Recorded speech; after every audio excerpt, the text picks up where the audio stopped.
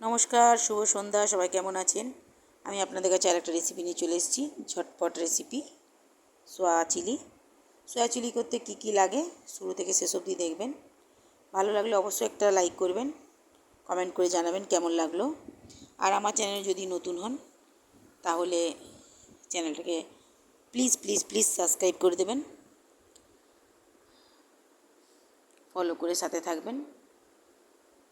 তাহলে কি কি লাগছে এই দেখুন, পুরো রেডি চিলিটা, সোয়া চিলি। এবার কী কী লাগছে দেখুন। সয়াবিন তো অবশ্যই লাগবে সোয়া চিলি করতে। সয়াবিন গরম জলে সিদ্ধ করে নেবেন, ভালো করে সিদ্ধ করে জল ঝরিয়ে নিতে হবে। দেখুন আমি সিদ্ধ করে জল ঝরিয়ে নিয়েছি, একদম জলটাকে চিপে বার করে দিয়েছি। দিয়ে এটাতে একে একে সব দেব। আর এদিকে ক্যাপসিকাম কুচিয়ে নিয়েছি, লঙ্কা কুচি চিড়ে নিয়েছি মাঝখানে, আদা ঝিরিঝিরি কেটে নিয়েছি, রসুন, আর এদিকে পেঁয়াজ ডুমো ডুমো করে কেটে নিয়েছি। এইগুলো লাগবে করতে। আর আমি এদিকে একটু আদা রসুন আর কাঁচা লঙ্কা পেস্ট করে রেখেছি এইটাতে, সয়াবিন যেটা পকোড়া বানাবো সেটা দেওয়ার জন্য। এই যে দিয়ে নিলাম, নুন দিচ্ছি স্বাদ মতো, খুব বেশি না কারণ সসেরগুলো এতে ঢুকবে পকোড়াতে। একটু ময়দা দিচ্ছি, কর্নফ্লাওয়ার দিয়ে ভালো করে মেখে নেব। কর্নফ্লাওয়ার বা অ্যারারুট আপনার যেটা ইচ্ছে ইউজ করতে পারেন। ভালো করে মেখে নিয়ে এটা আমি তো বড়ার মতো হয়ে আছে, একটা একটা করে ভালো করে তেলে ভেজে নিতে হবে। ভেজে নিয়ে তার মধ্যে জিজ্ঞাসা করি আপনারা কে কোত্থেকে আমার ভিডিওটা দেখছেন, কমেন্ট করে জানাবেন অবশ্যই। ফ্রাই প্যান বসিয়ে দিয়েছি, ওটা গরম হবে। আমি এদিকে একটু সোয়া সস দিয়ে দিলাম, সোয়া সস দিয়ে ভালো করে মেখে নেবো। এবারে এটাতে তেল দিয়ে দিচ্ছি, ফ্রাই প্যানটা গরম হয়ে গেছে, তেল দিয়ে দিচ্ছি। এরপরে আমি সয়াবিনগুলো ভেজে নেব ভালো করে, সোয়া সসটা মাখিয়ে। যদি মনে হয় যে একটু কর্নফ্লাওয়ার বা অ্যারারুট লাগবে দিয়ে দিতে পারেন। আর আমি একটু একটু ঝাল করার জন্য লঙ্কা গুঁড়ো দিলাম, এটা একটু গোলমরিচ গুঁড়োও দিয়ে দেবেন, টেস্ট হয়। ভালো করে মেখে ভেজে নিয়ে তুলে নেব। যে একটা একটা করেই ভাজা হবে, ওটা আলাদা করে বড়া করতে হবে না। দু পিঠ ভালো করে ভেজে তুলে নিয়ে ওই তেলটাতেই আমি ক্যাপসিকাম রসুন টসুন দিয়ে তেলটাতেই করবো, আলাদা আবার তেল নেব না। দু পিঠ খুব ভালো করে ভেজে নিচ্ছি, একটা হয়ে গেছে, একটা পিঠ ভেজে নিচ্ছি। ভেজে তেল ঝরিয়ে তুলে নিতে হবে। তারপরে ওই গরম তেলটাতেই রসুন কুচিটা প্রথমে দিতে হবে, দিয়ে ভালো করে নাড়িয়ে চাড়িয়ে নিতে হবে। এই যে ভাজা হয়ে গেছে, আমি তুলে নিচ্ছি।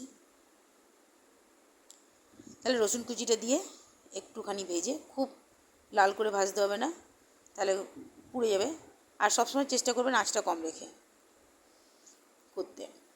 দিয়ে রসুন কুচিটা ভাজার পরে একটু আদা কুচিটা দিয়ে দেবেন, দিয়ে ওটাও একটু হিলিয়ে পেঁয়াজ কুচিটা দিয়ে দেবেন। দিয়ে ভালো করে নাড়িয়ে চাড়িয়ে ক্যাপসিকাম আর লঙ্কা কুচিটা দিয়ে নেড়ে চেড়ে নিতে হবে। এই যে ভাজা রেডি। এবার দেখুন আমি কিন্তু তেল দিচ্ছি না, ওই তেলেই রসুন দিয়ে দিলাম। আচ্ছা, আমি যে বলি আপনারা শুনে ভালো করে করতে পারছেন তো? সুবিধা অসুবিধা একটু জানাবেন। আর আপনারা কোনো যদি আপনাদের ইচ্ছা হয় যে এইটা করে দেখাও তো দিদি, সেটা বলবেন আমাকে, আমি অবশ্যই সেটা চেষ্টা করবো আপনাদের করে দেখানো। রসুনটা আদাটা ভাজা হয়ে গেছে, আমি পেঁয়াজটা দিয়ে দিলাম। পেঁয়াজটা দিয়ে খুব কম সময়ে হয়ে যাবে। কিছু না থাকলে ঘরে সয়াবিন থাকেই, ফট করে নিলেন। পেঁয়াজ রসুন তো থাকেই ঘরে। রাতের জন্য কি করব না ভেবে এগুলো ঝটপট করা যায়। দিয়ে দিলাম লঙ্কার ক্যাপসিকামটা, ওটা একটু হিলিয়ে সসগুলো দিয়ে দেবো। সস দিচ্ছি আমি tomato sauce, chilli sauce, soya sauce, একটু নুন মিষ্টি দেবো। নুনটা কমই দিতে হবে যেহেতু সসেও নুন থাকে। দিয়ে নাড়িয়ে চাড়িয়ে কর্নফ্লাওয়ার গুঁড়োটা দিয়ে দিতে হবে। সসগুলো দিয়ে কর্নফ্লাওয়ার গুঁড়োটা দিয়ে জল সামান্য দিয়ে সোয়াবিনটা দিয়ে দিতে হবে।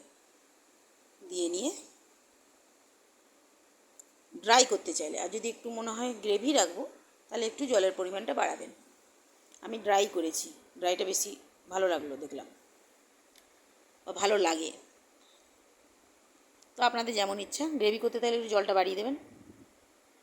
দিয়ে নিয়ে নামিয়ে নিতে হবে। তাহলে আমার সয়া চিলি রেডি। দেখুন দেখতে কেমন হয়েছে। টাকা দিয়ে দিলাম, সব দিয়ে নামিয়ে নিয়েছি। এটাই হচ্ছে দেখতে।